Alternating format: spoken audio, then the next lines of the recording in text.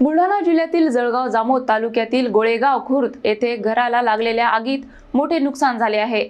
या आगीत घरातील शेती उपयोगी साहित्य जळून खाक झाले असून शेतकऱ्यांचे लाखो रुपयांचे नुकसान झाले आहे। बुलढाणा जिल्ह्यातील जळगाव जामोद तालुक्यातील गोळेगाव खुर्द येथे एका घराला भीषण आग लागल्याची घटना समोर आली आहे। निनाजी सदाशिव पांडे यांच्या घराला 9 मार्च रोजी दुपारी सुमारे 3:30 वाजताच्या सुमारास अचानक आग लागली। या आगीत घरात ठेवलेले शेतीसाठी लागणारे कुटार, मोटर पंप, पाईप तसेच इतर शेती उपयोगी साहित्य पूर्णपणे जळून खाक झाले। त्यामुळे संबंधित शेतकऱ्यांचे लाखो रुपयांचे आर्थिक नुकसान झाल्याची माहिती समोर आली आहे। आग लागल्याची प्राथमिक माहिती मिळताच गावातील नागरिकांनी आणि ग्रामस्थांनी घटनास्थळी धाव घेत आग विझविण्याचा प्रयत्न केला।